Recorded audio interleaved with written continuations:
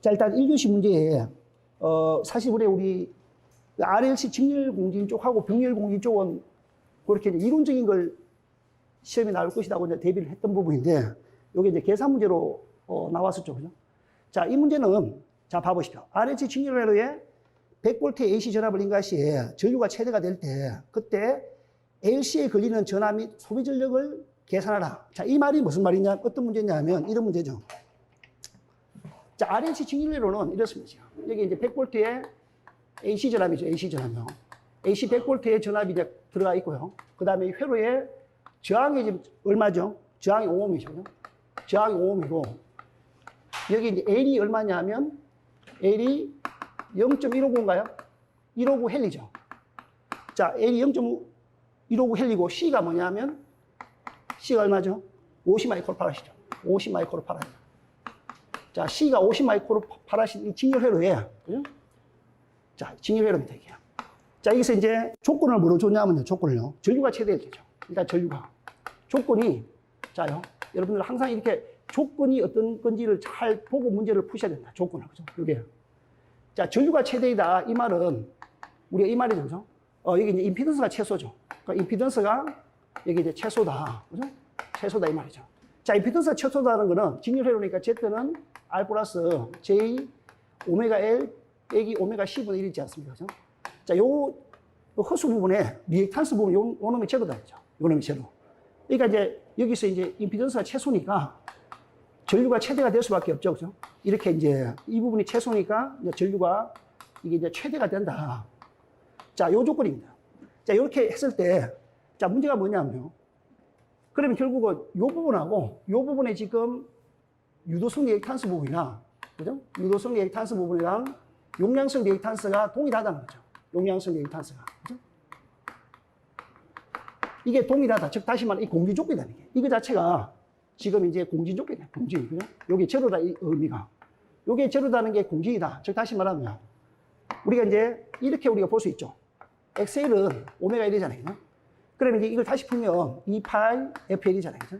그럼 이 주파수가 증가되면 이 유도성 리액탄스는 증가될 수밖에 없겠죠. 그럼 이 부분을 우리가 이제 주파수를 0에서부터 뭐 무한대까지 주파수를 보자겠죠.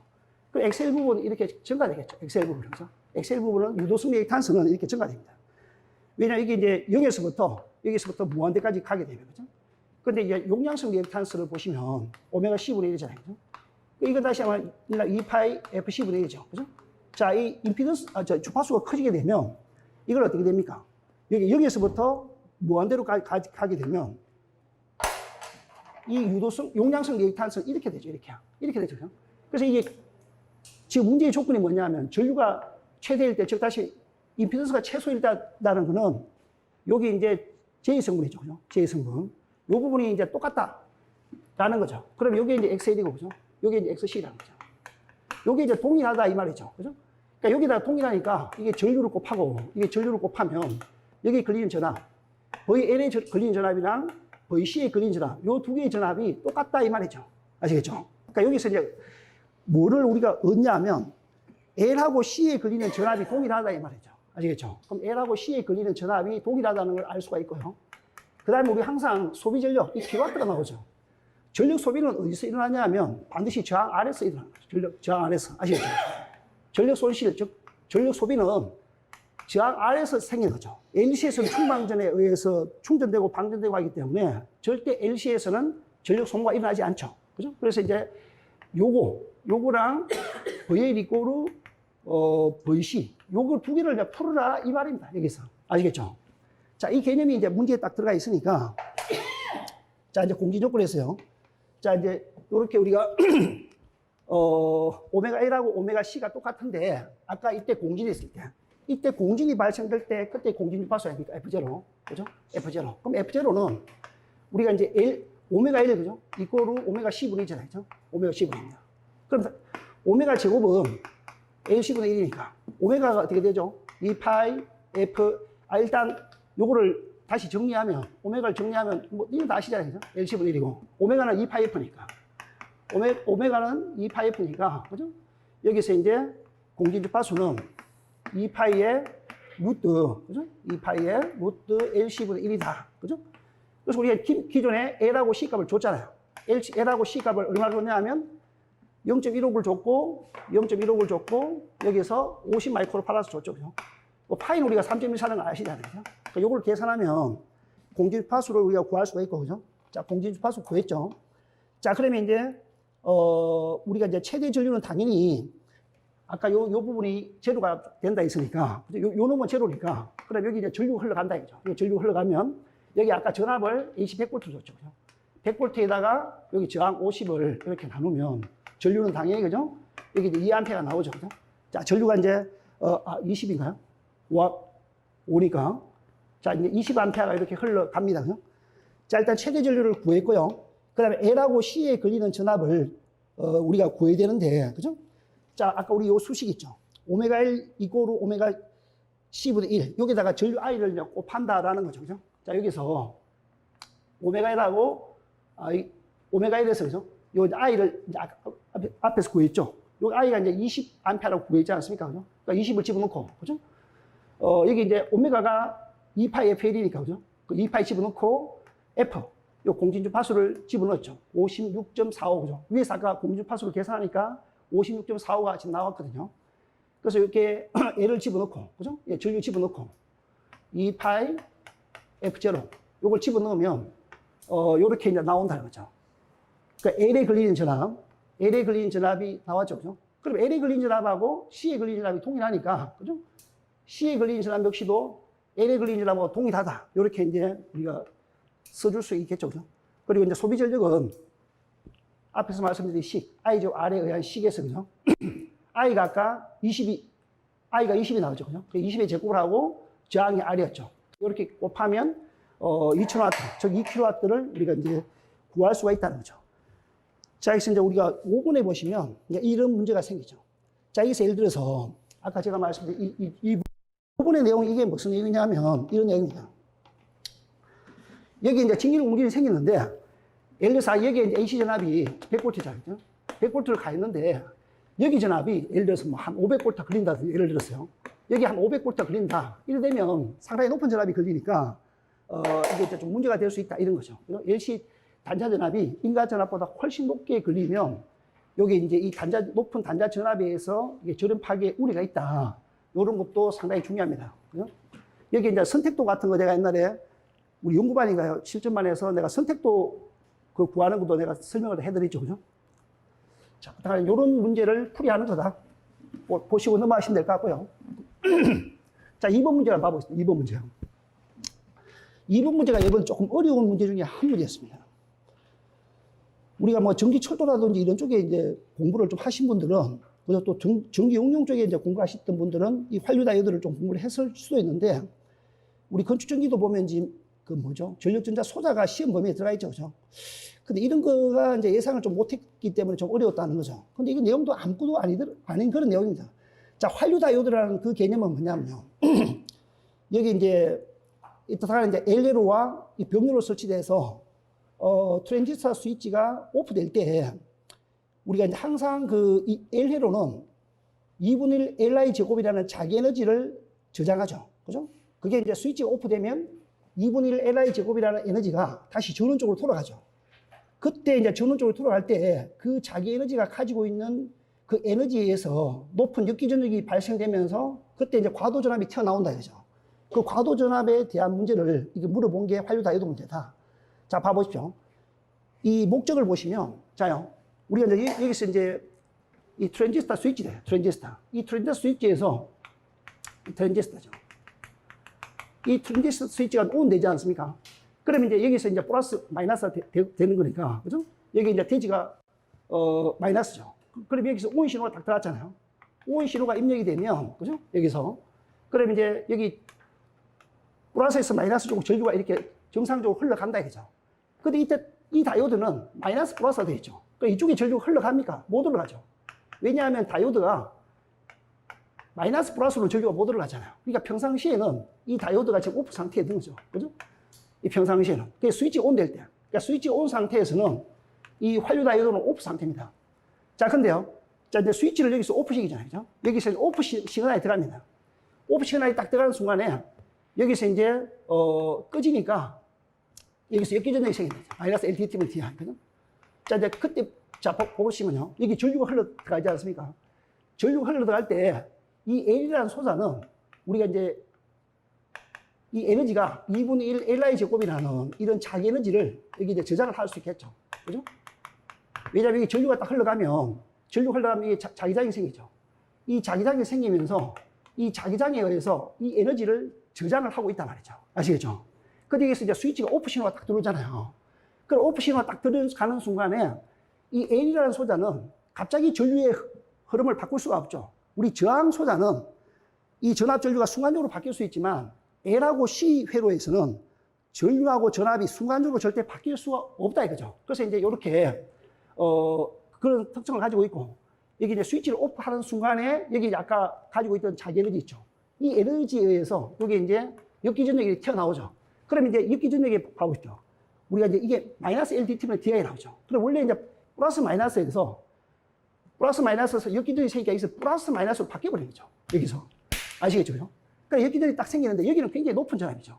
여기는 굉장히 높은 전압이면서 이 과도 전압이다. 과도 전압. 그죠? 이 높은 과도 전압이 확 들어가게 되면 이 트랜지스터의 내전압이 약할 거 아니에요. 이 트랜지스터의 내전압 자체는 뭐 우리 강전에 비해서 훨씬 낮은 내전압을 가지고 있습니다. 그 높은 전압에서 이 트랜지스터가 소송이 될 수가 있죠. 그러니 높은 전압이고 여기 낮은 전압이잖아요. 그럼 여기서 다이오드는 플러스 마이너스 방향이 되어 있지 않습니까? 그러니까 여기서 이제 같은 방향이죠. 그래서 이쪽으로 다이오드를 통해 가지고 이 자기 에너지를 이쪽으로 순환시킵니다. 아시겠죠? 이렇게 이제 순환을 시키면서 이 자기 에너지가 이게 소모가 되는 거죠. 아시겠죠? 소모가 되니까 이 이제 과도 전압 자체가 툭 떨어지는 거죠. 떨어지니까 결국은 여기 트랜지스터 내전압 이하로 떨어지니까 이 트랜지스터가 보호가 된다 이거죠. 아시겠죠? 그런 개념이다라는 거죠. 그러니까 결국은 뭐냐면 이런 이제 내전압이 약한 이런 그 트랜지스터나 뭐 이런 릴레이 같은 거 있죠. 릴레이 같은 거에 어떤 소손 방지 이런 걸 막기 위해서, 소손을 방지시키기 위해서, 소손이 되지 않게 하기 위해서 이렇게 일반 다이오드죠. 일반 다이오드인데 이 다이오드를 이렇게 이제 이 회로에 병렬로 설치해서 그죠? 여기 이제 자기 에너지를 이쪽으로 소모시키는 그 길을 열어주는 그 길을 만들어주는 큰 역할을 하는 그런 다이오드다. 그래서 이름을 환류 다이오드다 이렇게 부른다 이거죠. 아시겠죠? 그 내용들이 이게 설명이 되어 있고요. 설치 방법을 보시면 아까 여기서 보시면 그죠? 역방향으로 다 설치되어 있죠. 여기 전동기다 또는 여기가 DC 리레이다, DC 모터다. 그러면 이 전동기하고 DC 리레이에 병렬로 설치되면서 역방향이죠. 그죠? 역방향으로 설치되어 있다 이 말이죠. 자, 그렇게 하고 이제 설치할 때 방향을 그 다이오드에 보면 이 은색 띠가 딱 있거든요. 은색 띠가 그 은색 띠를 항상 플러스 방향이 되게끔 그렇게 이제 설치 방향을 잘 잡아야 된다. 자, 효과들은 이런 게 있습니다. 아까 말씀드린 것처럼요. 이런 내용들이 있습니다. 그죠? 자기 에너지를 소모시킨다든지, 뭐 순간적인 과도 전압을 다운시킨다든지, 그래서 이제 이 트랜지스터의 소수를 방지한다. 그죠? 그래서 이런 항상 답안지 쓰실 때 위에 된 내용들이 일목요연하게 탁탁 내려와야 돼요. 이게 막 답안지 엉킨다든지 이러면 안 됩니다. 이게 이해된 내용이 쭉 이렇게 흘러나와야 채점자가 아, 이 내용을 정확하게 이해하고 있구나. 이렇게 이제 한다 이거죠. 아시겠죠? 자, 그런 내용들을 설명하시면 되고요. 그 다음에 이제 비상조명등 설치 시 고려사항. 이게 지금 우리 3권에 페이지 몇 페이지에 있냐면요. 3권에, 문호당 3권 제가 페이지를 적어 왔는데요. 여기 문호당 3권 페이지, 253페이지 보면 이 비상조명등이 나옵니다. 비상조명등. 이 설계시 고려사항 나오거든요. 비상조명등에 이 설계시 고려사항이 나옵니다. 설계시 고려사항. 이 내용을 인용을 해서 작성을 하셔도 됩니다. 아시겠죠? 그 내용이 이제 2분에 지금 4항까지 이제 작성이 되어 있고요. 그 다음에 오늘 제가 조금 더 추가의 내용이 뭐냐면 사실 이 내용을 적기는 여러분들이 쉽지 않다 이거죠. 자, 봐보십시오. 지금 5번 내용을 제가 이제 참고 자료로 더 드렸거든요. 요게 여러분들 지금 답안지에는 없습니다. 지금 문제 풀이집에는요. 요거 이제 카페에다가 제가 오늘 다시 이제 보완해가지고 이 수리산 카페 있죠. 수리산 산행이 카페에다가 다시 이제 보완해서 이 자료를 다시 올려놨습니다. 5분 남은 걸요. 아시겠죠? 여기 이제 추가 항목을 제가 전부 다 작성해서 올려놨다 이죠. 이게 화재 안전 기준에 보면 비상조명 등에 대한 설치 기준이 나옵니다. 이걸 싹을 다 적기 힘든데 여기서 여러분들 이것들을 어떻게 다 공부하냐 이거죠 사실요. 근데 여기서 이제 키포인트는 이런 겁니다. 여기 이제 바닥에서부터 1.16수 이상이 되도록 하라. 요거도 아마 우리 3분에 보면 나와 있을 겁니다. 아마 그죠? 비상조명 등의 그 조도가 우리 비상조명 등은 천장이 달았지 않습니까? 그럼 바닥에서 한 1룩스 정도 이상이 되도록 하라. 이런 키포인트 있지 않습니까? 이런 키포인트 몇 개를 화재안전 기준에 있는 내용을 끌고 들어와서 적어주면 좋다라는 내용들이고요. 이 내용도 상당히 많습니다.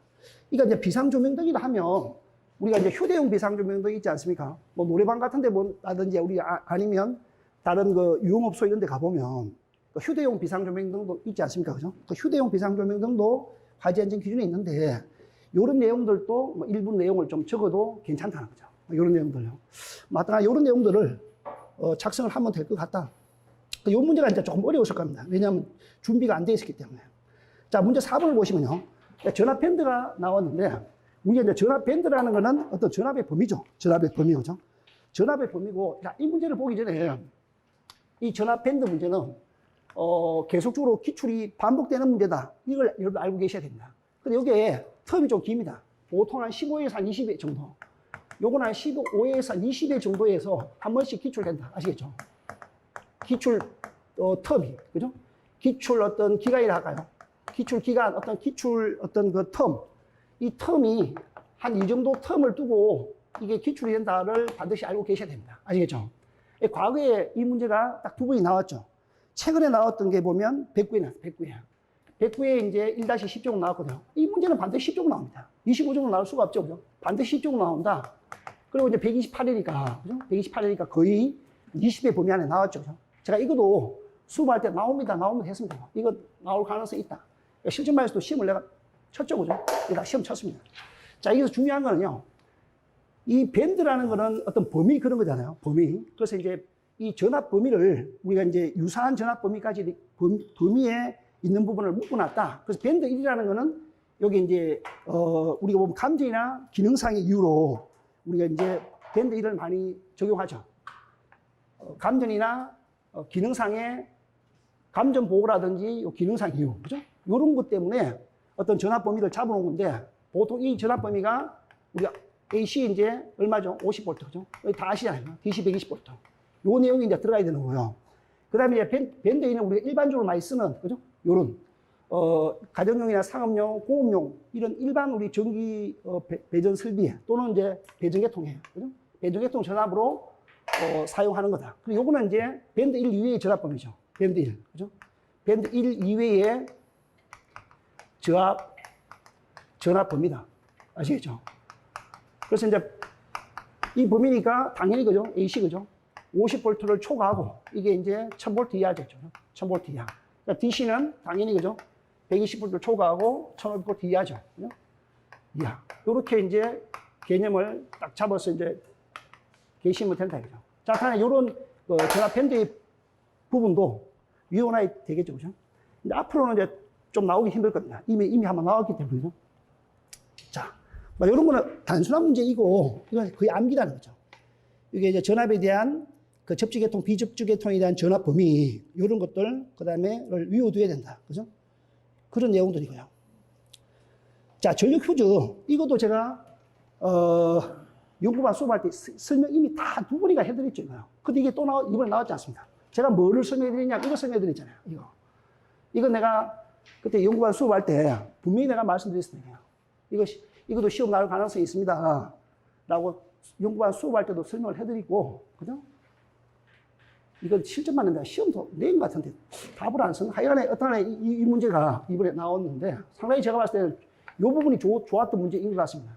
나머지는 다 우리가 웬만큼 쓸 수가 있는 문제잖아요. 그죠? 근데 이 문제를, 요 부분을 잘 못 쓸 분들이 상당히 있을 거다라는 얘기죠. 그죠? 자, 봐보십시오. 그럼 전력 퓨즈에 대한 개념을 보시면, 역할을 보면, 우리가 이제 요 역할을 설명할 때, 여러분 항상 요 그림을 좀 그려주는 게 좋습니다. 전력 퓨즈는 차단기하고, 변성기하고 릴레이의 역할을 같이 한다고 되어 있잖아요. 그럼 이 차단기라고 우리 적어 놓고요. 차단기라고. 그 다음에 이제 변성기, 그죠? 뭐 CT나 뭐 PT 같은 거. 이걸 여러분들 변성기, 이걸 좀 적어 놓는 게 좋습니다. 이 CT하고 PT 그림을 그려가지고요. 그러니까 이 릴레이를 그려 놓고요. 릴레이를 그려 놓고, 여기 이제 차단기 트리 코일 있지 않습니까? 차단기 쪽에 트리 코일하고 연결을 시켜서, 이렇게 릴레이하고 변성기 쪽하고 이 차단기의 역할을 동시에 이렇게 세 가지를 같이 하는 그런 기능을 가진 게 파워 퓨즈다. 그죠? 이 말로서 간단하게 설명하면서도 그림을 그려줘서 설명하는 게 좋다는 거죠. 실제 시험장에 했을 때는. 아시겠죠? 실제 시험장에 했을 때는 항상 이 그림으로 답안지를 표현하는 게 최상의 답안이다. 말로 표현하는 겁니다.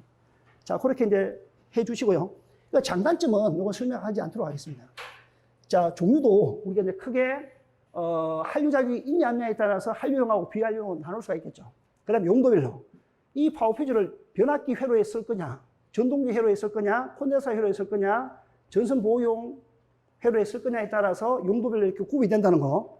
자, 이것도 우리 기본사하고 연구반에 교재 내용 다 있습니다. 자, 이제 4번 항목이죠. 4번 항목 이 내용이 지금 뭔 말이냐면, 자, 봐보십시오. 고압 이상, 그러니까 고압이나 특고압이죠. 고압 이상 변압기니까 고압이나 특고압 변압기의 과부하 보호장치 적용 및 적용 방법, 기기별 기능 비교를 좀 더 말씀드리고요. 자, 이게 첫 번째가 뭐냐면, 자, 고압 이상의 변압기에 과부하 보호장치로 적용한다라는 건데, 자, 이게 내용이 이런 내용입니다. 자요. 여기 파워 퓨즈가 COS가 있겠죠. 여기 이제 파워 퓨즈인데, 이 파워 퓨즈가 이제 BRU형이 있고요. 자, 여기 1차죠. 여기 이제 변압기가 있습니다. TR이고요. 이게 이제 고압이나 고압 이상이겠죠. 고압 이상이니까 뭐 고압, 오와 어떻게 됩니까? 오와 특고압 이렇게 되겠죠. 이 변압기가 이런 고압이나 특고압 이런 변압기가 있을 때, 자, 1차 측에 우리가 이제 파워 퓨즈를 쓰는데, 여기 이제 과부하 보호용을 쓰잖아요. 그죠? 첫 번째 과부하 보호. 과부하 보호로 우리가 쓰게 되면, 이때 이제 BRU형이나 또 이제 뭐죠? COS죠. COS 휴즈.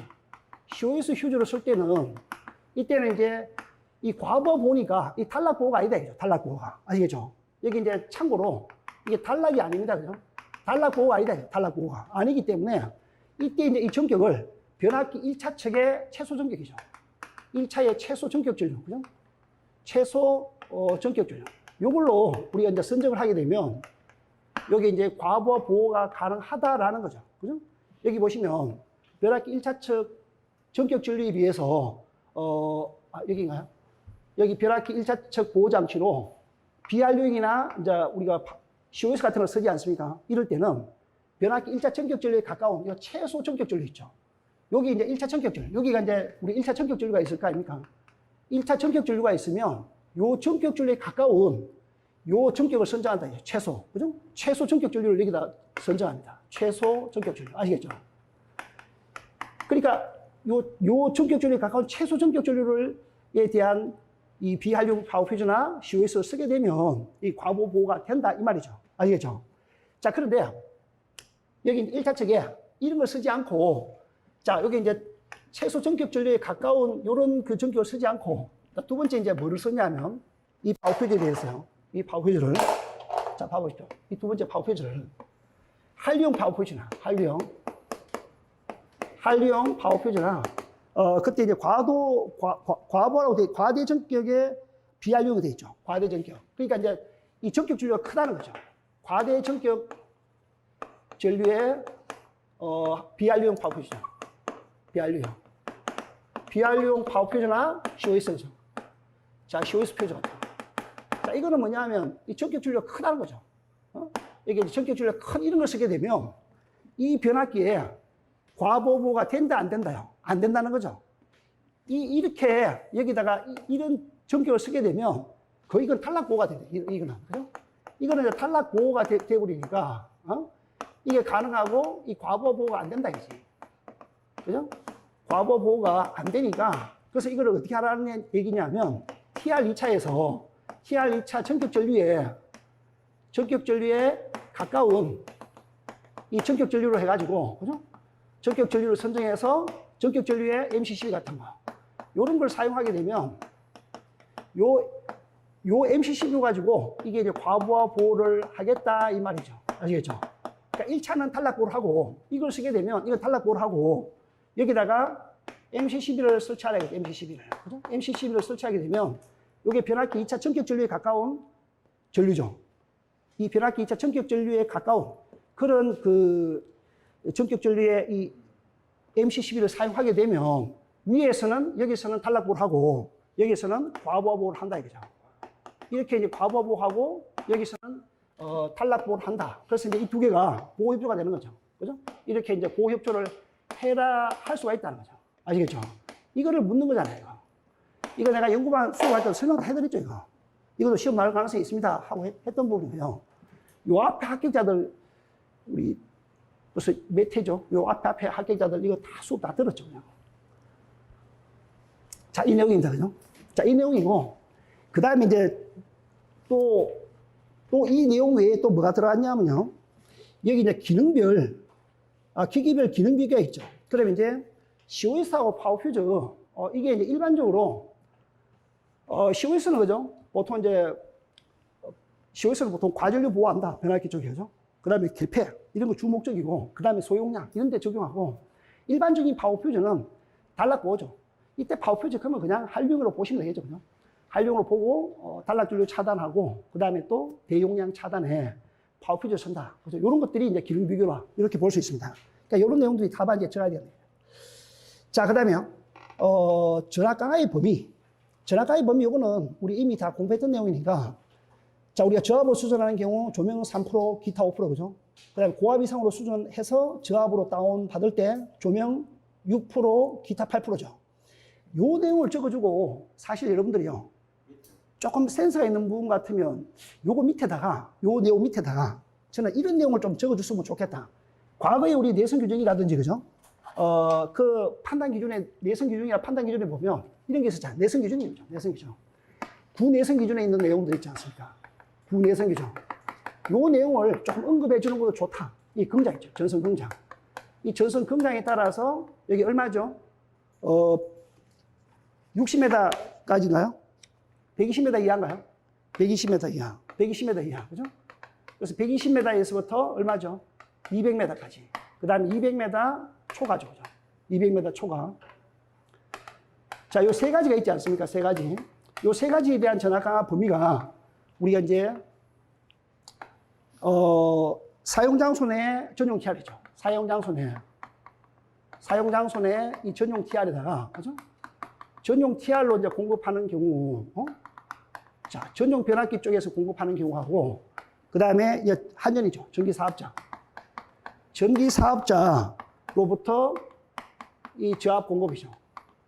요거도 간단하게 밑에 적어주는 것도 보면 괜찮을 것 같아요. 이게 이제 5%, 6%, 7% 아닙니까? 그죠? 이게 4%, 5%, 6%. 요게 이제 좀 더 가혹한 조건이죠. 그죠? 왜 가혹한 조건이냐면, 여기 이제 보면 전기사업자 쪽에 여기 이제 우리 저압 전기 사용자가 상당히 많이 있지 않습니까? 요거는 이제 전용 장소고, 그죠? 그러니까 요거보다는 이쪽에 이제 여러 이제 부하들, 그죠? 여기 이제 여러 사용자들이 있기 때문에 좀 더 전압 강화의 어떤 범위를 강하게 뒀다. 이렇게 이제 볼 수가 있겠죠. 이런 전압 강화 기준이 이제 이 KSC-IC, 즉 우리가 KSC-IC에서 KC로 지금 바뀌었지 않습니까? 이 바뀌면서 이제 이렇게 전압 강화의 범위가 바뀌었다라는 것을 비교해서 좀 밑에 이제 비교표를 하나 던져주는 것도 상당히 이제 좋은 문제풀이가 될 수 있다. 그러니까 여러분들 항상 문제를 풀이하실 때 좀 고민하셔야 되는 게요. 내가 합격을 하고 싶다 이렇게 하면, 자, 이런 문제들은 남들이 다 쓴다. 그러면 나는 답안지를 어떻게 몰고 갈 것인가. 이걸 고민하셔야 돼요. 아시겠죠? 항상 답안지를 고민을 하시고 답안지를 던져야 된다. 아시겠죠? 남하고 똑같은 답안지를 던졌을 때는 결국은 내가 합격하기 힘들다는 거죠. 그러니까 쉬운 문제 나올 때는 좀 더 정밀하고 좀 깊은 내용을 쓰시고, 어려운 내용이면 좀 더 쉬운 내용, 그죠? 쉽게 쓸 수 있도록. 자, 요 전압 강화에 허용할 수 있는 경우, 요 아까 전압 강화 표보다 더 허용할 수 있는 경우는 뭐 이런 두 가지 내용들이 있고요. 자, 뭐 일시적인 조건인 경우에 고려하지 않는 경우에는 뭐 이런 두 가지 종류가 있습니다. 그 다음에 전압 강화의 최대 전압 강화에 해당하는 부하까지가, 그죠? 여기 저압이 있을 때는 계량기 2차에서부터 부하까지. 요것도 우리 해설서에 나와 있죠. KC 해설서에 다 나와 있으니까 요 내용도 적어주는 게 좋습니다. 변압 기차에서부터 부하까지. 그죠? 고압 수준인 경우, 저압 수준인 경우, 요 내용도 좀 적어주시면 좋겠고요. 자, 이제 케이블 단절인 부분요. 이 단절인 부분이 우리 이제 이곤의, 배전 쪽에 이 문제가 있습니다. 그죠? 자, 단절이라는 개념은 말 그대로, 이 절연체를 이 계단처럼 단계적으로 절연하는 거다. 이런 거죠. 그 왜, 어떻게 단계적으로 절연하냐 하면 이 내용이죠. 여러분, 단절인의 개념을 적을 때 일단 이 그림을 좀 그려주는 게 좋습니다. 전위경도에 대한 부분이요.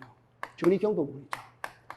전위경도가, 요것도 우리 단절인 바로 앞에, 요 단절인 바로 앞에 이공 기본서에 전위경도가 나오죠. 이게 이제 전위경도라는 게 도체죠, 도체. 여기 이제 도체 중심이 있다. 도체죠. 여기 이제 도체의 중심 쪽으로 갈수록 도체가 있고 이 절연체가 있지 않습니까? 여기 절연체가 있대, 절연체가.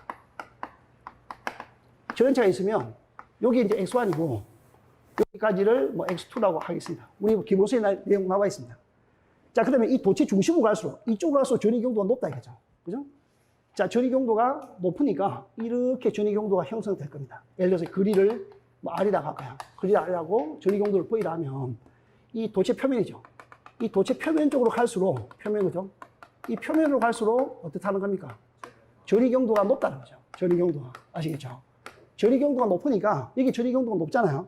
높으니까 여기는 전압이 높고, 예를 들어서 이 도체 중심에서부터 떨어질수록 전압이 낮다 이거죠. 이 전압이 낮고 여기 높죠. 그러면 이 높은 전압에는 유준율이 큰 거, 유준율이 큰 거 있죠. 입실론 값이 큰 걸로 가지고 절연을 하고, 그 다음에 전압이 낮은 쪽에는 유준율이 낮은 절연체를 가지고 절연한다 이거죠. 아시겠죠? 이렇게 이제 절연체의 종류가 다른 거 있죠. 여기 이제 입실론 1, 입실론 2가 있으면 절연체 절연 성능이 틀린 거, 유전율이 다른 거 가지고, 유전율이 다른 거 가지고 단계적으로 절연하는 거를 단절이 한다. 그러니까 단절이라는 개념을 적을 때도 이런 백그라운드적인 거를 조금 설명해 주는 게 좋겠죠. 그죠? 자, 그거를 이제 케이블은 한 개의 원통으로 따지니까, 하나의 원통으로 따질 수 있으니까, 우리 원통의 중심에서부터 원통을 이게 도체라고 보고요. 그 다음에 이 원통 부분을 우리가 절연체라고 보면, 이 원통 중심에서부터 2m 거리 아래 떨어진 P점의 전개의 세기를 구하면, 요게 지금 식이 맞습니다요. 이가. 제가 전에 식을 좀 적어놓은 게 좀 잘못 적어가지고, 그때 9죠, 그죠? 제가 9식을 잘못 적어가지고, 4파이 입실론 R 제곱이라는 건 9고요. 원통은, 요거는 9입니다, 9. 원통은 요 식을 적는 거예요. 2파이 입실론 R이죠, 그죠? 그러니까 어떻게 하는 이제 거리. 요 거리죠, 그죠? 그러니까 거리가 결국은 이제 작아지면, 그죠? 이 도체의 중심으로 갈수록 거리가 작아지면 전개가 세다 이거죠. 아시겠죠? 도체의 중심에서부터 거리가 길어질수록 전개가 낮아진다. 요 개념입니다. 아시겠죠? 요런 개념을, 우리가 이제, 원통 요 부분에서 설명할 수 있고, 아까 제가 요 개념에서 적은 요 내용은 똑같은 그런 개념이죠. 그죠? 자, 그런 개념을 반드시 이제 적어줘야 되고요. 단절이 가능한 이유도, 아까 이 말이죠. 그죠? 이 도체의 중심으로 갈수록 여기에 이제 전압이 높다 이거죠. 이 도체 중심으로 갈수록 여기가 이제 전압이 높고, 여기 도체의 중심이라고 보면요. 도체에서, 그러니까 여기 갈수록 전압이 높죠. 도체 중심으로. 그러니까 이제 위로 갈수록 이제 전압이 낮다 이거죠. 그러니까 V1이 V2보다 높다. 그래서 입실론 1하고 입실론 2에서 보면 여기 V1이 V2보다 전압이 높으니까 입실론도 그죠? 입실론 1이 입실론 2보다 더 높은 유전체로 가지고 절연한다라는 거죠. 그때 이제 이 전속 밀도하고 전개의 관계 식에서 그죠? 제가 요거 열화할 때라든지 이런 것들 내가 이 식을 많이 썼죠. 그죠? 전개의 세기는 전속 밀도에다가 입실론이죠. 요 전속 밀도가 이제 일정하다고 보면 그죠? 요 입실론 이걸 크게 쓰면 전개 강도가 떨어지겠죠. 요렇게 이제 된다는 겁니다. 요 수식을 좀 적어 주시고 그죠? 자, 그래서 단절하는 방법은 결론적으로 이렇다는 거죠. 이 도체에 가까울수록 유전율이 큰 걸 가지고 절연하고, 이 도체 중심으로부터 멀어질수록 유전율이 낮은 걸 가지고 절연하게 이렇게 되면, 여기 이제 V1, V2, V3가, 즉 E1, E2, E3가 똑같은 전개로 형성된다. 그러니까 원래 여기가 전압이 높았잖아요. 여기 전압하고, 여기 E2하고 E3를 봤을 때, E1이 원래 훨씬 전압이 높았잖아요. 아까 제가 말씀드린 이 내용, 그죠? 이렇게 되니까, 그죠? 여기 이제 아까 X1, X2, X3로 갈수록 여기 이제 아까 뭐 E1 좋습니다. E2, E3 이렇게 도체의 중심으로 갈수록 이 전압이 높았잖아요. 그죠? 그러니까 높은 전압을 유전율이 큰 거 가지고 전환하니까 이 전압이 똑같아진다는 거죠. 똑같이. 그러니까 결국은 이 전압이 똑같이 이렇게 된다는 겁니다. E1, E2, E3 이렇게 된다는 거죠. 자, 그런 개념을 적어주면 될 것 같고요. 이것도 옛날에 제가 한번 케이블 단절 한번 나오라 이번에 나왔죠. 그죠? 그러니까 이런 거 역시 우리 기본서에 그대로 있단 말이죠. 이 기본서에 있는 거 그대로 끌고 왔으니까 그러니까 이런 것들이 평상시에 공부 다 해놓으신 거죠. 하나도 안 어려웠다는 그런 거죠. 자, 근데 여러분들이 이걸 쓸 때 여기 이제 사실 이 내용도 하나 더 적어주면 좋겠죠. 자, 우리가요 실무적으로 이 단절을 합니까 안 합니까? 실무적으로 케이블 단절해요. 단절을 합니까 안 합니까? 안 합니다, 이거는. 왜 하지 못하냐면 이 케이블 메이커에서 이거 단절을 할까 했냐 이거죠. 봐보십시오. 메이커에서 내가 입실론 1이라는 이런 유전율을 가지고 이게 전원체를 감고 그 다음에 또 제조 과정에서 제조 공정을 바꿔가지고 입실론 2라는 유전율을 가지고 다시 여기다가 전원체를 감고 여기 이제 입실론 3라는 전원체 가지고 또 그 공정을 바꿔서 하겠냐 이거죠. 그렇게 하지 않습니다. 실제적으로. 아시겠죠? 실제적으로 이렇게 하지 않고 이론적으로 케이블 단절이 가능하다 이거죠. 이론적이다. 그죠? 이론적으로 이제 케이블 단절이 가능하다 이거죠. 실무적으로는 이렇게 하게 되면 왜 하지 않느냐면 가격이 고가죠. 공정이 복잡해지잖아요. 메이커 쪽에서. 메이커에서 이 케이블 공정을 여러 개로 바꾼다든지 이렇게 하게 되면, 그죠? 배보다 배꼽이 크다. 그죠? 공정의 변화가 되죠. 그럼 이게 단순히 가격이 올라갑니다. 이 가격이 올라가면 우리가 이게 쉽게 쓰겠냐, 이죠. 가격이 너무 높고요. 그죠? 그래서 이제 이런 것 때문에 실질적으로는 하지 않지만 이론적으로 이런 케이블 단절이 유전율이 높은 걸 가지고 단계적으로 절연을 할 수 있다. 아시겠죠? 실무적으로는 잘 적용하지 않는다. 대신에 전체 두께를 크게 가지고 절연을 커버하는 거죠. 높은 전압에 견딜 수 있도록 그렇게 한다는 거죠. 그런 개념을 알고 계시면 됩니다. 자, 누전 차단기에 대한 설치 대상하고 설치 방법은 이거는 이제 KC 기준에 나와 있습니다. 그죠? 이 누전 차단기도 우리 옛날에 상당히 시험 많이 나왔잖아요. 그죠? 옛날에 우리 그 판단 기준에 나와 있던 그 누전 차단기에 대한 설치 기준, 그죠? 뭐 이런 것들이 상당히 많이 나오는데 이것도 역시나 우리의 기대를 저버리지 않고 누전 차단기는 상당히 중요한 거니까 KC, 그죠? 211에 24 이 코드 넘버 기준에 보면 이 설치 대상이 나옵니다. 아시겠죠? 그러니까 이거를 이제 암기를 하셔야 되고, 이것도 내가 옛날에 기본서 할 때 내가 이거 드렸죠? 혹시 기본반 오신 분 계시나요? 내가 누전 차단기 설치 기준도 드렸습니다, 이거 옛날 거하고 지금 바뀌었습니다. 왜냐하면 이 전압도 옛날에 60V 있잖아요. 60V인데 지금 우리가 IC 기준이 50V 아닙니까? 그죠? 이걸로 다 바뀌었지 않습니까? 일부 이제 비슷한, 이런 것들은 다 비슷한 내용이죠. 그죠? 근데 이제 이 자동 복구 기능, 요것도 전에 있었나요? 요것도 판단 기준에서 넘어왔어요. 다만 이런 내용들이 전에보다 조금, 축소됐다 해야 되나요? 조금 이제 변경된 그런 내용으로 가지고 KC에 들어와 있다는 거죠. 요거는 이제 KC 기준에 써야 되고, 그 다음에 시설 방법은 요건 기본서 2권에 나와 있습니다. 우리 문단 기본서 2권에요. 2권에 그대로 나와 있습니다. 알겠죠? 요게 누전 차단기 설치 기준에, 설치 방법을 보면, 누전 차단기 설치 방법이죠. 시설 방법 그대로 나와 있다는 거죠. 아시겠죠? 요 내용을 적으면 됩니다. 밑에 내용으로. 자, 여기 보시면 이런 내용도 적어야 됩니다. 항상 이제 분전반대에 설치해야 된다. 차단 용량은 부하 용량, 부하줄 이상의 전류값을 선제해야 된다. 등등 거죠. 1, 2, 3, 4번. 이런 내용들이 있다라는 거죠. 그죠? 이런 것도 여러분들 어찌 보면 약간 사이드에 있는 거라고 볼 수 있겠죠. 시설 방법, 그죠? 잘 안 볼 수 있는 문제였다는 거죠. 내용 자체가 어려웠다는 게 아니고 약간 이게 구석에 있어서 이거를 잘 눈여겨 안 볼 수가 있었다는 거죠. 그래서 여러분 항상 우리 기본서 내용들을 꼼꼼히 보시면 기본서에 이런 내용들 다 나와 있다는 거죠. 자, 그렇게 좀 보시고 넘어가시면 될 것 같고요. 자, 문제 9번을 봐보시죠. 문제 9번을 보시면 이것도 상당히 좋은 문제인데 이 문제를 보고 제가 어떤 걸 느꼈냐면 과연 이걸 10분에 지금 이게 조항이 몇 개냐면요. 자, 전력 손실이 동의할 때 선전류 구하고 저항 구하고 선전류 가지고 쉽게 구할 수 있죠. 저항 단면적 중량을 이거를 전기 방식별로 다 설명하라. 여러분들 이런 때 할 때는 어떤 이게 시간이 좀 길지 않습니까? 이거 다 풀려면. 그럼 이렇게 압축을 해야 돼요. 이렇게 이제 교류 배전 방식은 이런 게 있다고 이야기하고요. 우리가 이제 이 전기 방식을 단상 2선 기준으로 예를 들어서요. 뭐 단상 3선하고 그죠? 단상 3선하고 뭐 삼상 3선만 비교하겠다. 이렇게 범위를 좁혀서 작업해도 상관없습니다. 작성을요. 아시겠죠? 전기 방식에 대해서 단상 2선하고 요걸 기준으로 해서요. 단상 3선하고 삼상 4선 방식에 대한 여기 이제 저항, 그죠? 그 다음에 단면적, 그 다음에 중량, 그 다음에 선전류.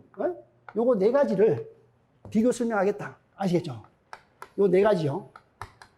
네 가지를 비교 설명하겠다. 요렇게 방향을 잡아도 상관없다 이거죠. 왜냐하면 10분 안에 이 계산을 다 하고 그림을 다 그리기가 어렵다 이거죠. 물론 저는 이제 답이니까 이 네 개를 다 제시를 했지만은, 그죠? 그러니까 시험장에서 여러분들 실제로 보면 요놈, 또는 뭐 여기까지, 아니면 요거 세 개. 왜냐면 요건 빼뜨리기 힘들겠죠. 요거는 일반적으로 우리가 3상 4선을 많이 쓰니까요. 그러니까 일단 3상 4선을 많이 넣어주는 게 좋습니다. 자, 다음에 이런 식으로 가야 되고, 자, 교류배전이라는 개념부터 우리가 정의해 넣어줘야 되고요. 이 교류배전은 우리가 이제 교류로 가지고 전력을 수요지, 즉, 전력 사용 장소에 우리가 전력을 공급하는 게 교류배전이다. 교류배전에 대한 정의를 간단하게 한 줄로 적어주고요. 바로 이제 자, 이제 조건을 보시면요. 여기서 이제 조건을 내셔야 됩니다. 일단은 역류를 우리가 1로 줘야 된다. 역류를요. 역류를 1로 줘야 된다. 이 계산을 편리하게 하기 위해서 역류를 1로 주는 게 좋습니다. 계산을 편리하게 해서. 계산 용이성이죠. 역류까지 주면 수식이 좀 복잡해지죠. 그러니까 코사인 세타를 1로 줘버리면 계산이 좀 부드럽습니다. 그 다음에 또요, 평행 조건으로 가지고 풀어야 됩니다. 그래야 이 중성선에 전류가 흐르지 않거든요. 중성선에 이 전류가 흐르지 않습니다. 전류가 흐르지 않죠. 흐르지 않기 때문에 반드시 이렇게 조건을 딱 두 개를 주고 풀면 훨씬 부드럽다 이거죠. 자, 봐보십시오. 이렇게 전기 방식을 이렇게 적고요. 단상 2선식이니까 우리가 전력을 P라고 똑같이 봅니다. 그죠? 그럼 여기 이제, 여기 이제 이 단자간의 전압을 E라고 보면요. P는 EI1, 이 전류를 이제 I1으로 보는 거죠. 똑같습니다. 여기도 똑같은 방법이에요. 자, 여기 전압을 E라고 보고요. 여기 전력을 이제 P라고 봅니다. 그러면 P는 E에 여기 I2가 흘러가겠죠. I2가. 여기는 I1이 흘러가고. 그죠? 그러니까 여기 E에 I2가 두 개죠. 그죠? 또 두 개에서 E에, 두 배의 EI2가 P라는 거죠. 자, 이렇게 전력식을 다 쓸 수 있겠죠. 자, 전력식 나머지도 다 쓸 수 있습니다. 여기는, 여기 한 개 전력, 그죠? 여기 전력 한 개, 여기 전력 한 개. 그래서 E에 이쪽으로 흘러가는 게 I4다 이거죠. 그죠? 여기, 중성선하고 선하고 사이의 전압을 E라고 보면, 그죠? E에, 요 P는 E에 I에 4를 하고, 그죠? 여기 세 개가 있으니까 이렇게 수식을 쓸 수 있겠죠. 삼상은 여기 루트 3을 곱해주는 거고, 그죠? 자, 이렇게 해서 이제, 전력하고 전력식을 이렇게 쓸 수가 있습니다. 전력식을요.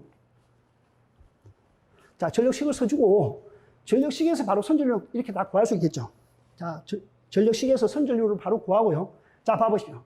문제 조건에서 전력 손실이 동일하다 했죠. 전력 손실이. 그래서 이제 이거는 단상 2선식에는 폐로가 요렇게 지금 흘러가잖아요. 그죠? 요렇게 전류가 흘러가니까 전선 두 가닥에서 전력 손실이 나죠. 그래서 I제곱의 R이 전력 손실이죠. 그러니까 전력, 선이 지금 두 가닥이죠. 그러니까 두 배의 I1의 제곱의 R이죠. 그래서 여기 이제 두 번째 거는 여기 이제 중성선 쪽으로는 전류가 흘러갈 수 없죠. 평행 조건이 있으니까. 그죠? 그러면 전류가 중성선으로 흘러가는 걸 빼버리니까 두 배의 I2 제곱의 R2. 이렇게 되는 거죠. 그죠?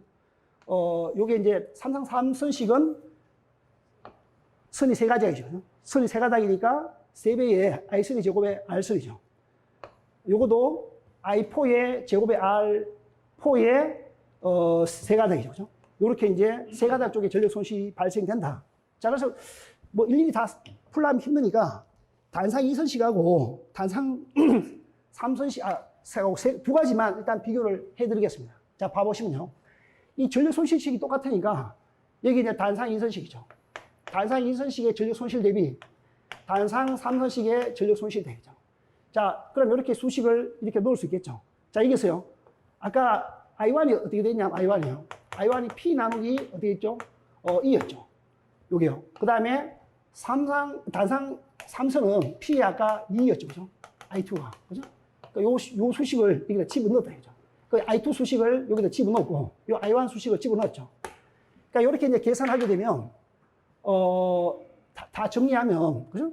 I1분의 I2가 4가 나온다. 그죠? 그러니까 이 I2의 저항이, 즉, 다시 말하면, 이 단상 3선의 이 저항이 단상 2선의 저항보다 4배의 저항이 크다 이거죠. 아시겠죠? 자, 그리고 이제 저항은 이렇게 구할 수 있고요. 자, 단면적을 보죠. 단면적. 단면적은 우리가 이 수식을 알 수가 있죠. R은 어떻게 됩니까? 로그의 LA에서. 로그의 LA에서. 이 단면적하고 이 저항과의 관계는 반비례죠. 요거는 반비례 관계입니다.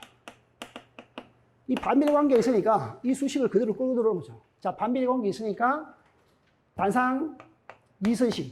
2선식의 전선 단면적. 그 다음에 단상 3선의 전선 단면적. 그죠? 자, 이렇게 이제 하면 이 전선 단면적하고 저항은 반비례 관계가 있다 보니까, 맞죠? S1 나누기 S2는 R2분의 R1이 되는 거죠. 그죠? 그 위에서 이제 R1분의 R2가 4였죠. 그러니까 요거의 역수는 4분의 1 된다 이거죠. 맞죠? 그죠?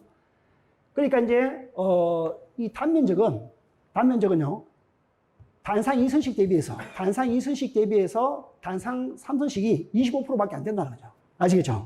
자, 이렇게 이제 계산이 되고요.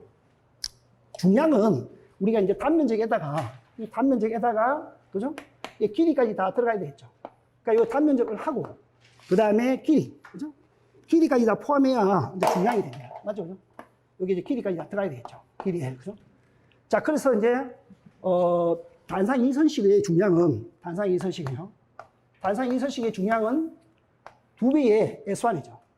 S1의 단면적이죠. 이게 이제 S1이죠, S1. 단상 2선식 S1의 길이가 이래죠. 그죠? 요게 두 가닥이 있었죠. 단상 2선식에서. 단상 2선식에는 요게 이제 두 가닥이 있으니까, 단상 2선식의 단면적은 2S1의 L이 되는 거고, 단상 3선식은, 자, S2라고 보면 되죠. 단상 3선식은요. 그러니까 요거는 전체 전선의 가닥수가 3가닥이겠죠. 그죠? 그러니까 길이는 똑같고, 요 수식을 정리하면, 2배의 S1분의 3배의 S2가 되죠. 그래서 위에서 요 수식을 다시 끌고 들어오는 거죠. 요 수식을요. 요 수식을 끌고 들어오면, 이거는 이제 저항의 역수분의 1이죠. 그죠? 저항의 역수분의 1이니까 2분의 3을 하고요. 그 다음에, 이거에, S1분의 S2는 R2분의 R1이잖아요. 그죠? 그 R2분의 R1이 4분의 1이죠. 4분의 1을 계산하면 이게 8분의 3이죠. 8분의 3이니까 계산하면 이 전선의 중량은 단상 3선이 단상 2선식 대비해서 단상 2선식 대비 단상 3선식의 전선 중량이 37.5%밖에 안 된다는 거죠. 나머지도 똑같은 방법으로 풀이하시면 됩니다. 아시겠죠? 나머지도 똑같으니까 계산식이 똑같습니다. 이렇게 이제 풀이를 하시면 이 문제에 대한 답을 다 구할 수 있습니다. 아시겠죠? 여기 보면 요 결과식이 있지 않습니까? 결과식이. 요 결과식은요, 송길용 박사님이 써놓은 그 책자 있죠? 송배전 그 공학. 거기 보면 이 결과식이 나와 있습니다. 거기는 결과식만 나와 있어요. 아시겠죠? 송배전 공학이죠. 공학 책자에, 이게 옛날 겁니다, 이게. 구요. 옛날 책자에 보면 전선 중량비가, 이게 이제 단상 3선이, 단상 2선식 대비해서 37.5%, 그 다음에 3선식이 단상 2선식 대비 75%, 그 다음에 4선식이 단상 2선식 대비해서 33%. 딱 결과식만 나와 있습니다. 결과식만요. 그러니까 풀이는 제가 지금 다 해드린 거죠. 아시겠죠? 풀이 과정은 없어요. 없는데 결과식만 있으니까 제가 이렇게 이제 상세히 다 풀어놨습니다. 참고를 하시고요. 결과식요? 적어도 됩니다. 결과식만 적어도 됩니다. 그래도 뭐 막 틀린 건 아니죠. 자, 조명률을 한번 봐보시겠는데요. 자, 조명률도 우리가 이제 이거 나올 때 됐다고 제가 말씀드렸죠. 이게 조명률이 좀 쉬운 문제라서 그런지 좀 자주 안 나오는 그런 문제였죠. 그죠? 자, 조명률을 보시면 이게 몇 회에 나오냐면, 이게 109에 나왔나요? 몇 회 나왔죠, 이게? 109에 맞나요? 제가 안 적어놨네요. 조명률에 대한 거. 자, 이 조명률을 적을 때, 요 개념이 있지 않습니까? 여러분, 이 조명률은 쉬운 문제니까, 이 쉬운 문제를 쉽게 적으면, 남들하고 거의 비슷한 문제가, 비슷한 점수가 나올 수가 있으니까, 자, 이런 문제는 제가 반드시요, 시험장에서 이 그림을 그리라고 적이 있었죠. 수업할 때. 이 조명률이 나오면 반드시 이 그림을 그리셔라. 이 그림을요. 이거 다 기억날 겁니다. 우리 연구관 수업할 때, 그죠? 여기 이제 광원이 있고, 그죠? 자, 광원이 있으면 작업면이 있을 때죠. 작업면이, 그죠? 자, 작업면이 있을 때, 이 빛 자체가 직접적으로 오는 게 있죠. 다이렉트로. 직접 불이 있었고, 그죠? 자, 그 다음, 이게 이제 벽 같은 거. 벽을 통해가지고, 그죠? 반사되는 거. 그래서 이제 로의 W. 이 벽 반사이 되죠. 그 다음에 천정을 때려가지고, 다시 천정을 통해서, 반사되는 거. 로의 F, 그죠? 그 다음에 이게 이제 바닥면을 통해가지고, 그죠? 바닥면을 통해서 다시 이제 반사돼서 오는 반사율. 이런 게 있었다 했죠. 프로와, 그죠? 바닥. 그래서 우리가 이제 이거 설명할 때, 여기 이제 반사율하고요. 흡수율하고, 투과율은 1이다. 그죠? 그래서 이 흡수율하고 이 투과율을 고려해서 이 반사율이 나온다는 거죠. 이 반사율은 이 재질, 그죠? 그 다음에 청소 상태, 그죠? 뭐 이런 거에 따라서 이 반사율 값이 달라진다. 요런 내용을 좀 적으라고 했지 않습니까? 그죠? 요런 내용들요. 그래서 요게 이제 천정에 따라서 이게 이제 천정 반사율, 그 다음에 벽 반사율, 바닥 반사율로 요렇게 이제 천정 반사율 실링이죠. 그죠? 이게 실링이죠. 실링이죠.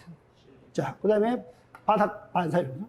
로의 바닥 반사율. 요렇게 이제 구분이 되고 이 값들이 청소 상태라든지 등등의 이런 상태에 따라서 다 달라진다. 그래서 작업면에 도달되는 이런 그 조명률 자체가 여기 이제 전체 광속 대비해서 작업면에 입사하는 광속은 이런 팩터에 영향을 미친다. 이런 팩터, 그죠?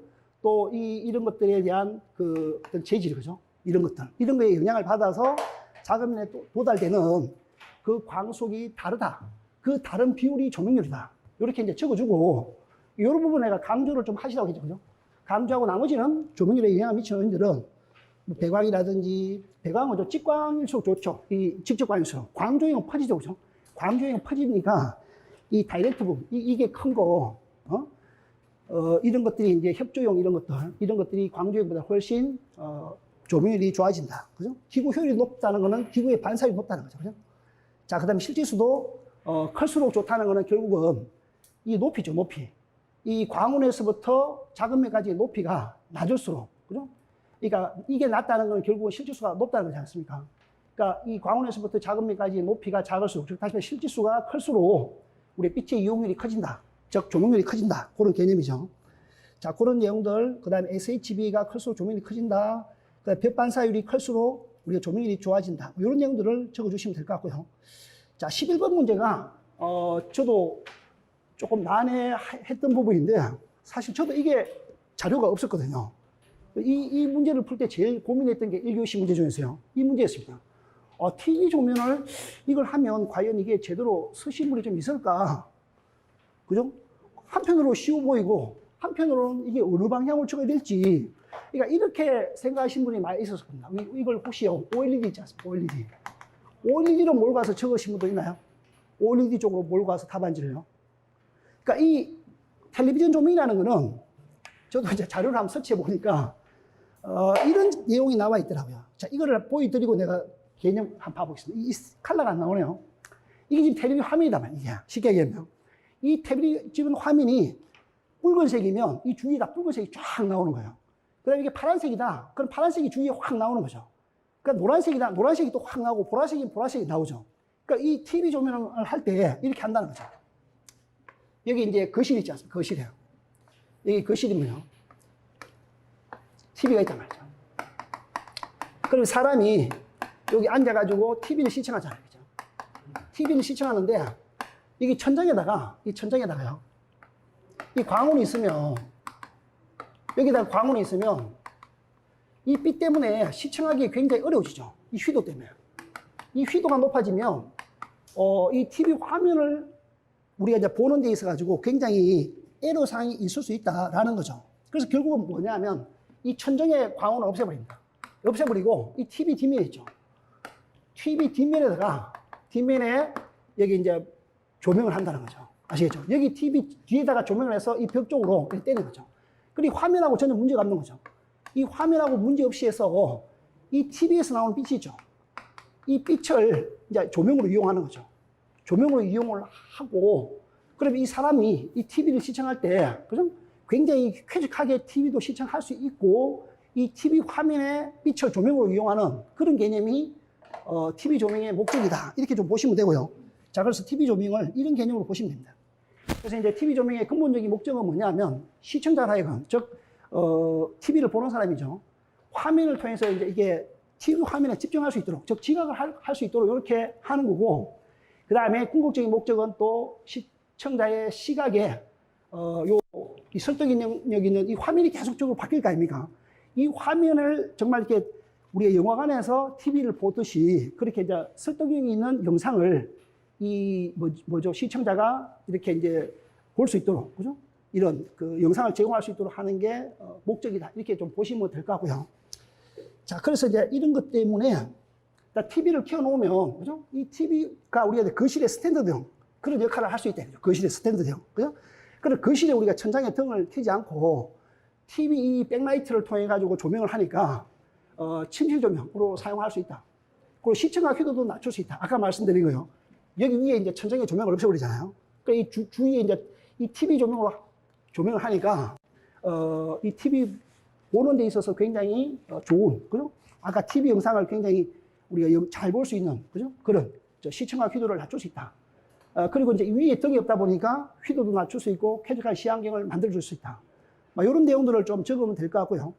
그 다음에 이제 밑에 제가 10번 항목에 뭐를 좀 적었냐면, 우리가 실제로 보면 이 OLED를 가지고 아직 조명광원으로 이용을 못하고 있죠. 실제로.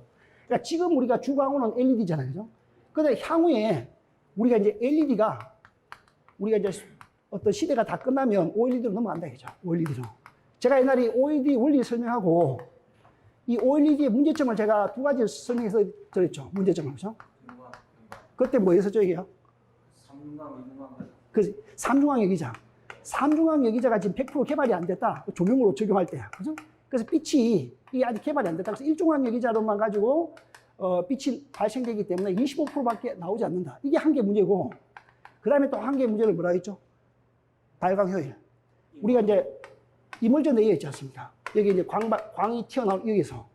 여기 이제 홀 트랜스퍼 레이어하고 홀 인젝션 레이어 있지 않습니까? 이 부분에서 다시 이제 여기서 빛이 발생됐잖아요. 이 빛이 이제 여기서 발생된 빛이 이 이제 전공 쪽 이쪽으로 지금 빛이 튀어나가잖아요. 이쪽에 전자 쪽으로 빛이 이제 반사가 돼서 다시 이쪽으로 이 전공이 있는 쪽으로 지금 빛이 반사되잖아요. 그러니까 이게 이제 홀 인젝션 레이어하고 홀 트랜스퍼 레이어 쪽은 이 전공을 실은 나르는 정기적인 역할을 우리 역할에 초점을 맞춰서 개발되는데, 빛이 이쪽으로 나갈 때 빛의 손실이 크다 했죠. 빛의 손실이 커서 여기 이제 빛의 손실을 막을 수 있는 그런 어떤 기술이 개발돼야, 여기서 예를 들면 100% 빛이 나왔는데, 자, 삼중항 여기저로 해가지고 나온 빛이 100이면 좋겠지만은 이걸 25%밖에 빛이 안 나오는데, 이 25% 빛이 홀 트랜스퍼 레이어하고 홀 인젝션 레이어를 거치면서 5%밖에 빛이 안 나오는 거예요. 그러다 보니까 이게 조명광으로 지금 이용을 못하고 있어요. 아시겠죠? 그래서 이제 이 부분에 대한 발광 효율이 있죠. 여기 이제 홀 인젝션 레이어하고 홀 트랜스퍼 레이어 이 부분에 대해서 빛이 이제 그 발광 효율이 증감되는 그런 어떤 기술적인 개발이 이루어지고, 삼중항 여기자가 이 조명에 확실하게 삼중항 여기자 물질이 개발돼 가지고, 그죠? 되면 이런 두 가지 문제가 해결되면 이 OLED가 이제 조명에 대서도 된다. LED는 이제 집에 가야 된다. 그죠? 우리가 옛날에 이제 기체 방전 발광도 있지 않습니까? 이것들이 대세를 이루다가 얘가 집에 가고 LED로 갔지 않습니까? 지금 LED가 대세잖아요. 근데 이 LED도 OLED가 개발되면 얘는 죽을 수밖에 없다. 왜냐하면 이거는 지금 전광원에 비해서, 그래서 눈부심 이런 게 굉장히 많잖아요. 이거는 명광원이잖아요. 명광이니까 굉장히 부드러운 조명이 되고, 또 이게 우리가 이 유기물 반도체가 있잖아요. 이게 아주 얇게, 아주 얇게 만들다 보니까 이걸 휠 수도 있고, 종이처럼 얇게 할 수 있습니다. 그러니까 예술 조명, 굉장히 플렉시블하게도 쓸 수 있기 때문에 이게 무대 조명이라든지 그 응용 분야가 어마어마하다 이거죠. 그죠? 설치도 좋고. 그렇기 때문에 명광원이니까 훨씬 중앙보다도 광특성이라든지 이게 좋죠. 그렇지만 아직도 개발이 완전히 안 됐다. 그래서 제가 이제 옛날에 필립스라든지 오슬람이라든지 세계적인 그 조명 메이커들이 이거 개발에 사활을 걸고 있다라고 설명을 해드렸죠. 자, OLED를 만약에 이 텔레비전 조명으로 만약에 적용을 해서 응용을 시킨다 그러면 이런 어떤 특징이 있다.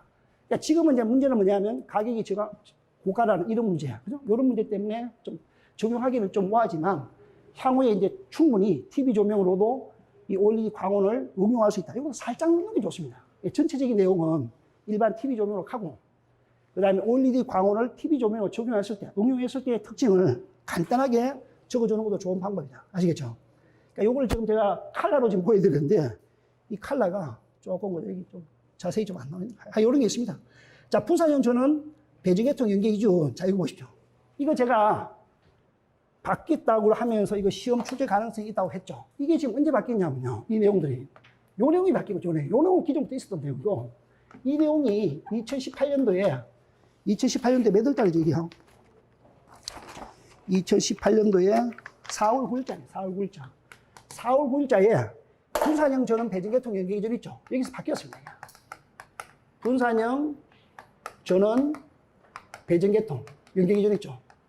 분산형 전원 배정계통 연계 기준에 우리가 이제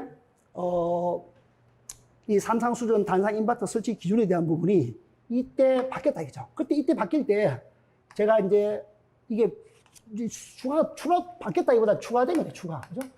추가 이제 신설됐다고 보죠. 추가 신설 그죠? 그래서 이 내용도 이제 나올 가능성이 있습니다 하고 내가 자료도 드렸던 것 같고요. 연구반 자료 내가 드렸죠. 분명히 뒤에 드렸어요. 드렸고 이것도 내가 카페에다가 카페 우리 연구반 자료 수정 보완 거 자료 있지 않습니까? 연구반 우리 이 자료 보완 뭐 이런 게 있습니다. 여기 보면 보완 내용이야. 거기 보면 내가 이 자료 보완했습니다 하고 내가 사진 맨날 찍어가지고 연구반에 우리 카톡방에다 맨날 올려드렸잖아요. 이거 바뀐 거 참조하세요. 그러니까 여러분들이 내가 바뀐 거를 계속적으로 팔로우 해주면 이거 유온다 이거죠. 요거 수업할 때도 내가 이거 보여드렸잖아요. 이거 바뀌었습니다. 라고, 그죠? 요 내용은 이제 외워두셔야 됩니다. 이 내용입니다. 자, 이제 삼상수전 단상 인버터 설치 기준이 이렇습니다. 단상 또는 이상 설치 시에는 각 상에 4kg 이하로 설치해라. 삼상 설치할 때는 상별로 동일 용량의 설치를 원칙으로 한다. 막 이런 내용을요. 그 다음에 이번에 연계 기준 있지 않습니까? 요거는 지금 그대로 안 바뀌었다 이거죠. 계속. 자, 근데 이거 그릴 때, 요거 내용을 전달할 때도 그림을 좀 그려주는 게 좋습니다. 여기다가. 그림을 추가를 하시라. 자, 이게 무슨 얘기냐면, 인버터잖아요. 위에 인버터라는 게 있으니까, 여러분, 인버터에 대한 개념은, 그죠? 우리가 이제 DC를 AC로 바꾸는 그런 전력 변환 장치다라고 이야기를 간단하게 해주면서, 여기 이제 분산형 전원이 있다. 분산형 전원이요. 요 그림을 그릴 때는 분산형 전원이 있다고 일단 그려야 되고요. 그 다음 PCS, 그죠? PCS를 그리고 여기 인버터 이거 상관없겠죠. 인버터를 하고 여기를 DC를 AC로 바꾼다. 그죠? 이걸 전력 변환 장치다라고 얘기를 하고요. 그 다음에 여기다가 저압이니까 이게 이제 저압이 나오다. 예를 들어서 저압이 220에 380V다. 그죠? 그러면 여기 연계점 하나 그리고요. 연계점을 하나 작성하고 한전에 이제 델타 Y에 여기가 220에 380V다. 그럼 저압이잖아요. 그래서 이게 저압입니다. 저압이 연계했다. 이게 한전 계통이죠. 여기 이제 한전 전력계통. 전력계통에 저압으로 연계했다. 이렇게 이제 저압 쪽에 요 내용을 그림을 하나 그려서 설명이 좋고, 그 다음에 특고압 한전 연계 기준 있지 않습니까? 이것도 똑같습니다. 자, 특고압도 제가 똑같으니까 제가 요거 그대로 동일하니까 그대로 적을게요. 그 다음에 PCS 하나 적어주시고요. PCS 적어주시고. 똑같습니다. 여기는 승합이 되겠죠. 승합이 되니까 여기는 당연히 뭐가 있어야 됩니까? 델타 Y. 한전 배정계통이 22,000 배정계통이 Y계통 되어 있잖아요. 그럼 접지를 하고, 그죠? 그럼 여기 이제 22,900V 나와야 되겠죠. 22,900V요. 단상은 13,200V겠죠. 13,200V. 승가는 22,900이죠. 그러니까 여기 나가면 똑같이 연계점 하나 적어주고, 그죠? 이거를 그림을 그려주고 답안지를 적어주는 게 좋아요. 아시겠죠? 저렇게 막 적어버리면 조금 맛이 좀 없잖아요. 그죠? 그래서 항상 여러분들 답안지 적을 때 남들은 어떻게 적을까? 저 답만 적을 것이다. 나는 어떻게 적을겠다. 이걸 자꾸 생각하셔야 돼요. 아시겠죠? 여기가 이제 22,900 아닙니까? 22,900이다. 여기는 13,200골드다. 그죠? 그러니까 22,900만 적어도 되겠죠? 22,900골드다. 그래서 같은 전압계통에 같은 접지계통이죠. 그죠? 그러니까 전기 방식이 똑같아야 된다. 이렇게 해야, 여기 이제 교류 삼상을 하는데 동일한 접지 방식에 동일한 전압으로 이렇게 이제 연결을 해야 된다라는 거죠. 그죠? 여기가 턱구압 연계죠. 턱구압, 한전, 계통, 연계입니다. 아시겠죠? 여기는 저압, 한전, 계통, 연계죠. 아시겠죠? 이렇게 그림을 그리면서 답안지를 적어주는 게 좋아요. 자, 그다음 13번 문제요. 마지막 문제네요. 이게 또 소방 문제가 나왔는데, 이번에 가만 생각하니까, 그죠? 소방기술사하고 건축기술사하고 발송배전을 이렇게 막 가지고 있는 분들이 건축전기 쪽에 들어왔나, 그죠? 그런 생각이 좀 많이 들었거든요. 그 소방 문제가 두 문제가 잘 안 나오는데, 거의 그죠? 한 문제 정도가 나올까 말까 하죠. 근데 이번에 소방 문제가 두 문제 나왔습니다. 자, 이게 이제 교차회로 방식에 대한 정의 문제점, 대책, 적용하지 않는 감지기. 요 적용하지 않는 감지기는 내가 일본 기본서 공부할 때 아불, 광따, 정분, 축복으로 외우라 했죠. 아불, 광따, 정분, 축복으로. 그죠? 옛날에 내가, 자, 이건 지금 무슨 얘기냐면요. 자, 봐보십시오. 한 개의 방어구역 안에, 자, 두 개 이상 화재 감지기를, 그죠? 화재 감지기 회로를 설치해서 요 두 개 이상 화재 감지기가, 동시에 정도입니다. 동시에. 하나 플러스 또 하나. 그러니까 A 감지기에, 지금 A 회로에 요 감지기 하나 작동했죠. 자, 그럼 B 회로에 요게 있지 않습니까? 그럼 B 회로에 또 요게 하나 작동했다. 그럼 A 회로 감지기 하나, B 회로에 감지기 하나. 이게 두 개가 지금 엔드로 작동했죠. 엔드로. 우아가 아니고 엔드. 그죠? 요게 작동을 하고 요게 작동을 하면 그때 이제 우리가 이제 소화설비가 작동하는 거죠. 그럼 만약에 A 회로 한 개가 딱 감지가 됐죠. 그럼 경보가 울리는 거죠. 경보가. 얘가 한 개가 감지되면 경보 울리고 두 개가 지금 딱 작동이 되잖아요. 그럼 이제 소화설비가 연동이 되는 거죠. 물이 올라간다든지 스프링클러에 밸브 쪽이 열리면서 물이 이제 올라가는, 그죠? 물이 방출되는, 즉, 우리 가스 소화라든지 이런 것들이 약재가 튀어나가는, 물이 튀어나가는, 즉, 소화설비가 작동되는 그런 형태가 된다. 왜 이게 이제 왜 설치하냐면 오동작 감지죠. 왜냐하면 이 감지기라는 게 리크 구멍이 막힌다든지, 뭐 벌레가 들어가든지, 그 비화재보 있지 않습니까? 비화재보. 실제 화재가 아닌데 화재처럼 이제 감지기에 이상이 생겨서 감지기가 오작동을 할 수 있잖아요. 그죠? 그런 거에 의한 이 소화설비가 작동을 해서 물이 뭐 스프링클러에 물이 나가버린다든지 또는 가스계 소화설비가 방출된다든지 그러면 문제가 상당히 되는 거죠. 그러니까 이런 걸 막기 위해서, 그죠? 우리가 이제 두 개 회로 중에 두 개의 감지기가 동시에 점등이 되면 이건 확실한 화재다라고 보고 이제 감지기를 이렇게 설치하는 게 교차회로 방식이다라는 거죠. 그래서 반드시 AB 회로로 만들어야 되는데 AB 회로 중에서 A 쪽에 한 개, B 쪽에 한 개 감지기가 이렇게 이제 교차회로로 구성이 돼야 된다라는 거죠. 이렇게. 자, 그리고요. 여기서 이제 문제점하고 대책. 이게 사실은 좀 어려운 문제입니다. 왜냐하면 우리가 뭐 소방을 전문적으로 공부하고 있는 게 아니지 않습니까? 자, 이제 이 주차장 같은데 보면 이제 준비작동식 이 스프링클러가 되어 있는데 이거까지는 여러분들 이게 이런 개념입니다. 여기 이제 펌프가 있고요. 펌프가 있고 여기 이제 준비작동식 밸브가 있는데 준비작동식 밸브. 여기 이제 크래퍼가 지금 딱 이 닫혀 있죠, 처음에. 근데 이제 여기 이제 헤드가 있잖아요, 헤드가 지금 여기 이제 막혀 있는 헤드입니다. 막혀 있죠. 그래서 이제 화재가 났잖아요. 화재가 쫙 나면 이제 감지기가 이제 작동을 하잖아요, 그죠? AB 감지기가. 그래, 이 AB 감지기 엔드가 작동이 되면 이 크래퍼가 딱 열리는 거죠. 그래서 이 준비작동식 이 밸브 자체가 열리면서 물이 쫙 올라가겠죠. 그럼 이 화재에 의해서 이 헤드가 녹아버리겠죠. 헤드가 녹아버리면 이제 헤드가 딱 뚫리니까 이 물이 헤드를 통해서 떨어지는 거죠. 화점 쪽으로. 그죠? 자, 이렇게 하는데 일반적으로 주차장 쪽에는 준비작동식 이런 스프링클러 많이 쓰고요. 그 다음에 우리 이제 무대 같은 거 있죠. 무대라든지. 그 다음에 위험물 같은 거 이런 거. 이런 쪽에는 뭐를 많이 쓰냐 하면, 일제 사수식 같은 거 많이 쓰죠. 그러니까 어떠하네, 요런 쪽에 들어가는 건 수계죠, 수계. 수계 소화 설비하고, 물을 이용해서 소화하는 수계 설비 플러스, 보통은 이제 AB 교차로를 쓰잖아요. AB 교차로. AB 교차로를 쓸 때, 이때는 열감지기 플러스 열감지기를 많이 씁니다. 이렇게 AND를 많이 써요. A회로 B회로 중에 열감지기 하나, 여기 열감지기 하나. 이렇게 동작이 동시에 되면 AND가 되면 그때 이제 이 수의 소화 설비가 작동이 되도록 그렇게 하는 거죠. 그런데 봐보십시오. 여러분들 그 교재의 그림처럼 만약에 이런 보 같은 게 있죠. 보 같은 게. 보 같은 게 있어서 열하고 연기도 여기 이제 감지가 여기 있단 말이죠.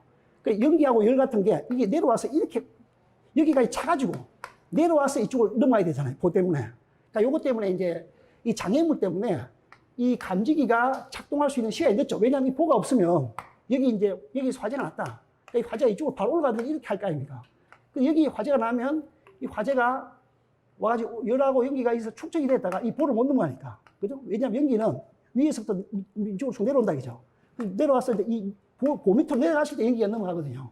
그러니까 이런 것 때문에 감지기가 작동이 지연되는 이런 문제가 생긴다. 그죠? 그래서 이제 화재가 확대돼가지고 불을 끌려고 했는데 이미 불이 확 붙어 있기 때문에 소화를 시키기 힘들다. 그죠? 그러니까 화재 진압이 좀 어려워지는 이런 문제가 생긴다라는 거죠. 그러면 두 번째 문제는 뭐냐면 이 가스계 소화 설비들은 이 터져버리면 상당히 문제가 되죠. 또 가격도 비싸고 또 약재는 일반 물처럼 그렇게 양이 많지 않습니다. 그래서 보통 이제 이 가스계 소화 설비는 가스계 쪽이야. 위에 거다가 수계고 이 가스계 소화 설비를 이제 이용할 때는 보통 이제 타입이 세 가지 타입이 있어요. 그러니까 기본적으로 우리가 화재를 억제하는 측면에서는 연기 플러스 연기 감지기 이걸 많이 씁니다. 이게 최상의 시스템이죠. 근데 이게 문제가 뭐냐면 연기 감지기 빨리 동작, 이것도 빨리 동작하죠. 이 빠른 그 동작이 되는 거죠. 그죠? 그러니까 이게 이제 소화가 확실하다. 불을 확실히 끌 수 있습니다. 소화가 확실하다. 불을 확실히 끌 수 있는 이런 어떤 장점이 있죠. 근데 일반적으로 현장에서는 열 플러스 연기 감지기를 많이 써요.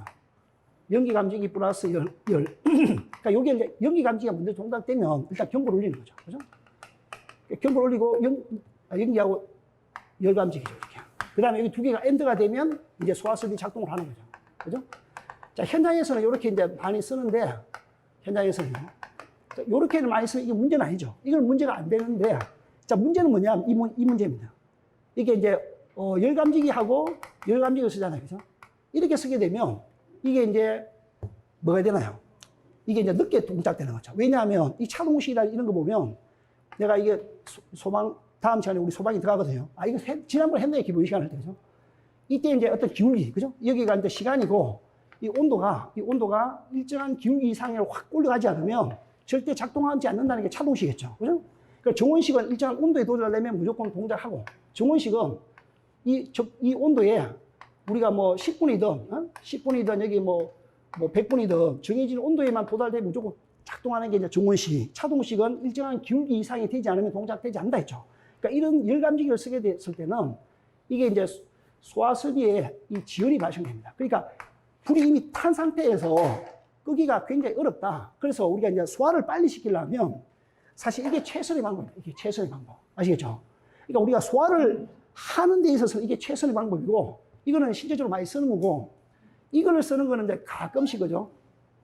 오나들이죠, 오나들. 그 이제, 그 사업장이 뭐 대표라든 이런 것들. 왜냐하면, 가스가 터지면 돈도 돈이지만은, 이거 뒷감당하기도 좀 만만치 않습니까? 막 이런 것 때문에, 그렇게 하는데, 실제적으로 우리가 화재 쪽의 입장에서 봤을 때는, 연기 플러스 연기 감지기를 하는 게 최상의 어떤 소화 시스템이다라는 거죠. 아시겠죠? 그 온도 감지기를 쓰게 되면 문제가 된다. 그래서 반드시 열 감지기 플러스 열 감지기로 교차이로 방식을 적용해야 된다라는 거죠. 그 다음에 이객거리 이상 설치라든지 뭐 이런 부분도 있고요. 그래서 이제 대책이 뭐냐면 우리가 이제 AB 감지기를 쓰지 않는다는 거지. 여기 AB 감지기를 썼을 때 또 문제가 있으니까 아예 AB 감지기 쓰지 않고, 그러니까 교차이로 쓰지 않고, 무슨 알겠죠? 교차이로를 쓰지 않고 적응성 있는 감지기를 설치하든지, 적응성 있는 감지기. 적응성 있는 감지기라는 게 굉장히 이제 신뢰성 있는 감지기 이렇게 보시면 됩니다. 신뢰성 있는 감지기. 신뢰성이 높은 감지기 이렇게 보시면 되거든요. 그래서 이걸 이을 때 옛날 제가 소방교사 공부할 때 이거 이었거든요. 하불광타. 이거 이을 때요. 광타 정분 축복으로 해야 됩니다. 앞다리 안 따가지고 축복 이렇게요. 이렇게 두면 되거든요. 이게 7가지 있죠. 그죠?